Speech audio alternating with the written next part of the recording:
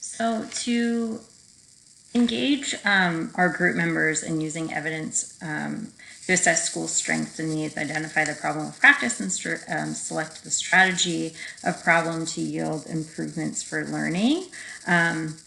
Overall, this was kind of already embedded within the group that I was working with initially. So the team that I was working with was the intervention team, which was put together by teachers to look at student data to determine who would benefit and required additional supplementary intervention services outside of the general setting in a small group environment with a specialized teacher.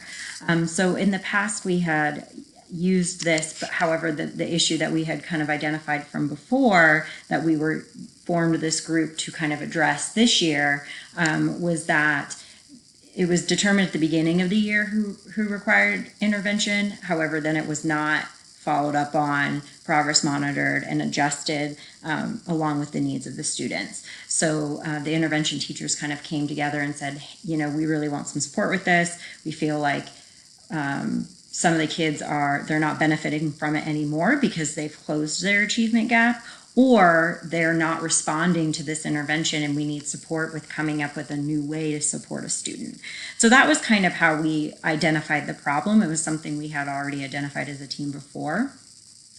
And then to identify the strategy which was kind of naturally something that we would do with intervention, is that cycle of inquiry and kind of implementing a more strategic and pre-planned cycles of progress monitoring to closely determine and monitor the progress of students within these interventions and within the classroom. The group that we then facilitated a meeting with was the teachers who were going to be implementing the assessments to help us identify which students required additional supports outside of the classroom in a small group instruction, because that is really what drove all of our instruction. So having really strong data points was important to us to guide those cycles of inquiry from there. So how did I design and implement the facilitation practices I use to guide and support group members in learning a strategy to improve their practice?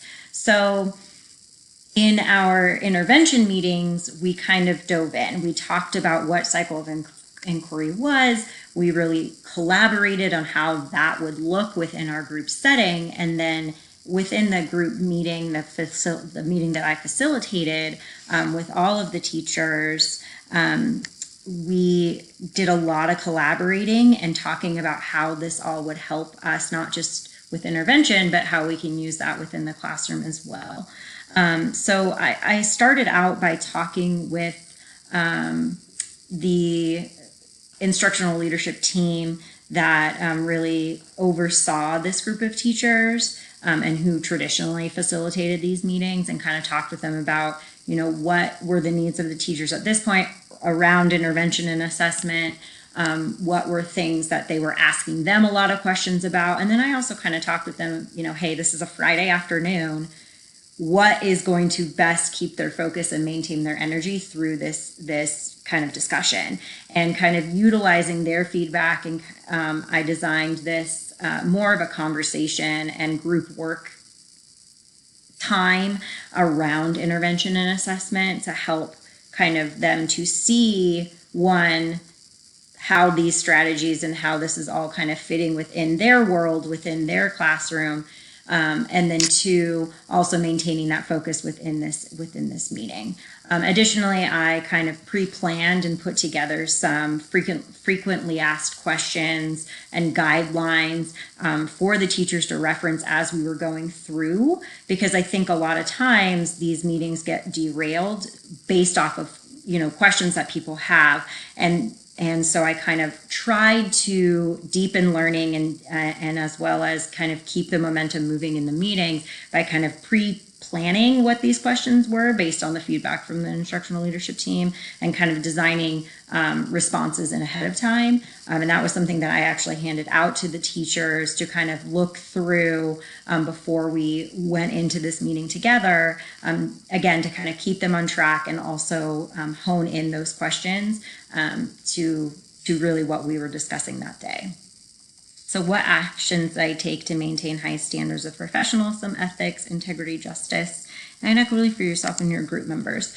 I think the big piece was that this was all really student-centered, making sure that we're coming back to students, that the things that we're doing are meant to impact students and student achievement, and kind of always bringing it back to the student really kind of maintained that standard of professionalism, and kind of also maintained that put us in check a little bit of, are these conversations really benefiting students? Is this discussion, the outcome of this discussion really going to impact students? And, how is this impacting students, and how is this impacting our practice to impact students? So I think by always centering it back to students was really a big piece of that.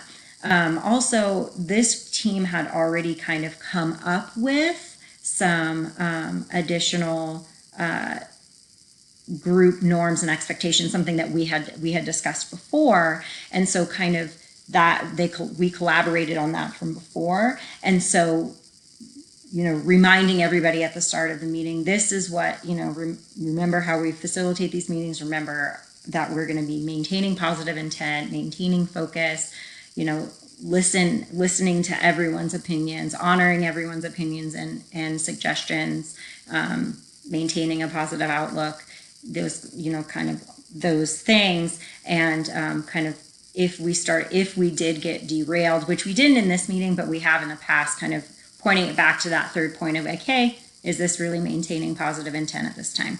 Or assuming positive intent at this time. So that was kind of something that helped us kind of keep and maintain those standards of professionalism and integrity as we moved through these topics. So what information was I able to obtain through group feedback relating to the group's learning experience and my facilitation and skills? How would this impact me in the future?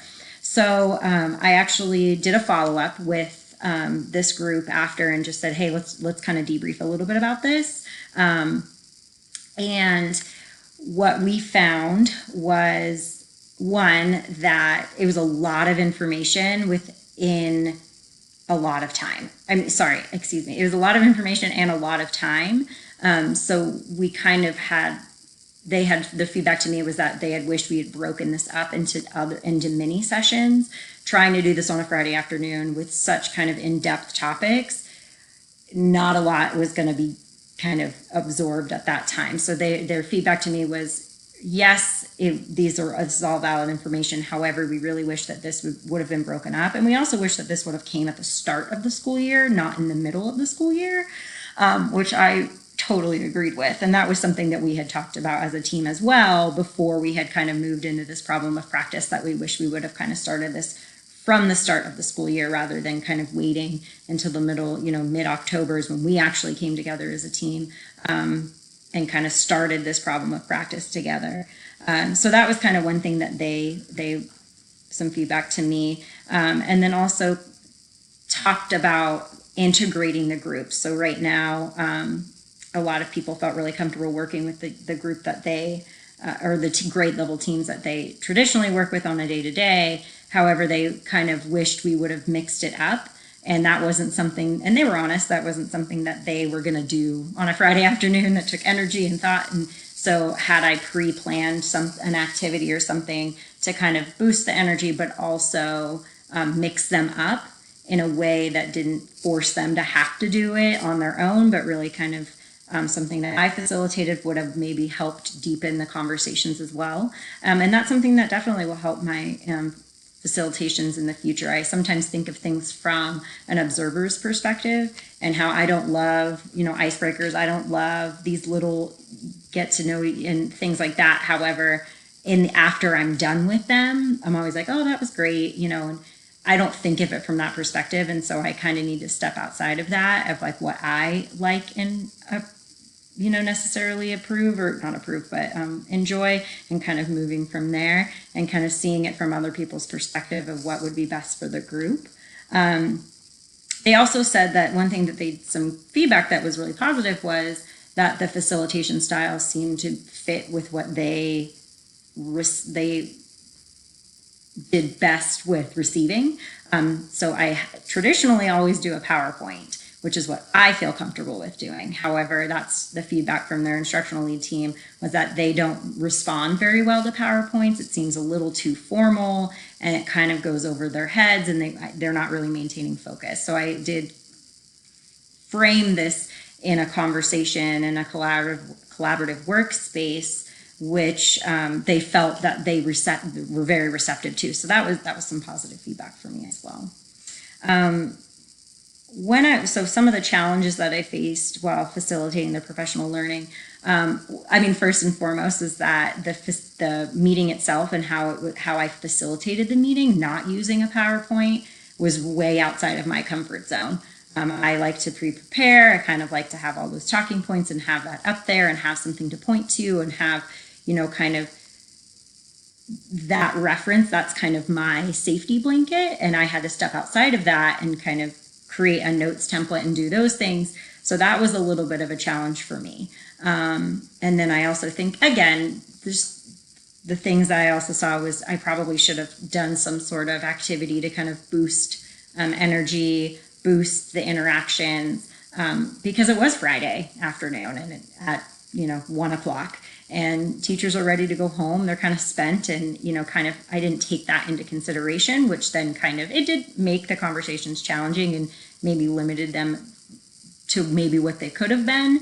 So something that I think I will definitely take into consideration for the future. So as I reflect on my experience facilitating this group's engagement in professional learning, what worked and what would you do differently and why? So I kind of spoke on this a little bit.